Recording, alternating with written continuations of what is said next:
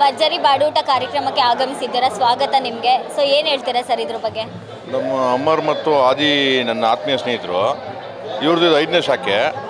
ಭಾಳ ಬಡವರಿಗೆ ಕೈಗೆಟುಕೋ ರೀತಿಯಲ್ಲಿ ಊಟ ಕೊಡ್ತಾಯಿದ್ದಾರೆ. ಇದೇ ಥರ ಅವ್ರು ಇನ್ನೂ 10 ಶಾಖೆಗಳನ್ನ ಓಪನ್ ಮಾಡಲಿ ನಾನು ಹಾರೈಸ್ತೀನಿ. ಈಗಿರೋ ಬೆಲೆ ಏರಿಕೆಯಲ್ಲಿ ಆರ್.ಆರ್. ನಗರದಲ್ಲಿ ಒಂದು ಒಳ್ಳೆ ಆಫರ್ ಬಿಟ್ಟಿದ್ದಾರೆ, ಇದ್ರ ಬಗ್ಗೆ ಏನು ಹೇಳ್ತೀರಾ ಸರ್? ಮೇಡಮ್, ಈಗಿರ್ತಕ್ಕಂಥ ನಾನ್ ವೆಜ್ ಚಿಕನ್ ಮತ್ತು ಮಟನ್ ರೇಟ್ನಲ್ಲಿ ಇವರು ಬಡವ್ರಿಗೆ ಕೈಗೆಟುಕೋ ರೀತಿಯಲ್ಲಿ ಪ್ರೈಸ್ ಇಟ್ಟಿದ್ದಾರೆ. ಮತ್ತು ಇದೇ ರೀತಿ ಬೇರೆ ಬೇರೆ ಬೇರೆ ಶಾಖೆಗಳಿಂದ ಅದರಲ್ಲೂ ಸೇಮ್ ರೇಟ್ ಇಟ್ಟಿದ್ದಾರೆ. ಬಟ್ ಭಾಳ ಒಳ್ಳೆ ಕೆಲಸ ಕೊಡ್ತಿದ್ದಾರೆ, ಒಳ್ಳೇದಾಗಲಿ ಅವ್ರಿಗೆ.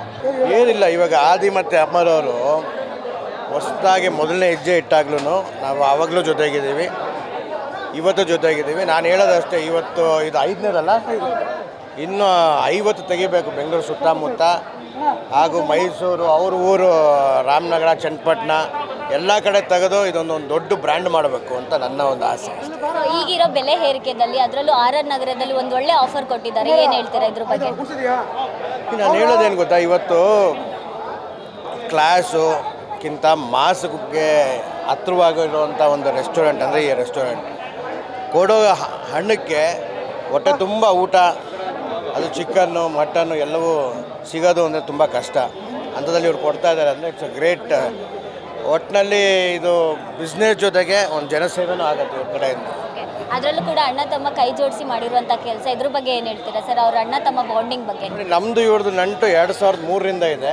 ನಾನು ಸಿನಿಮಾ ರಂಗಕ್ಕೆ ಪಾದಾರ್ಪಣೆ ಮಾಡಿದಾಗಿಂದ ಆದಿಯಾಗಿರಲಿ, ಅಮರ್ ಆಗಿರಲಿ, ಆಮೇಲೆ ಎಲ್ಲ ನಮ್ಮ ಸ್ನೇಹಿತರು ಎಲ್ಲರೂ ಜೊತೆಗೇ ಇದ್ದಾರೆ.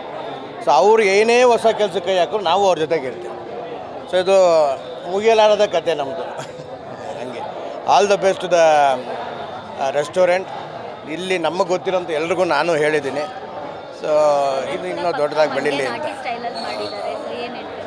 ಏನು ಹೇಳೋದೇನಿದೆ, ಬರಬೇಕು, ಭರ್ಜರಿ ತಿನ್ನಬೇಕು, ಹೋಗಬೇಕು ಅಷ್ಟೇ.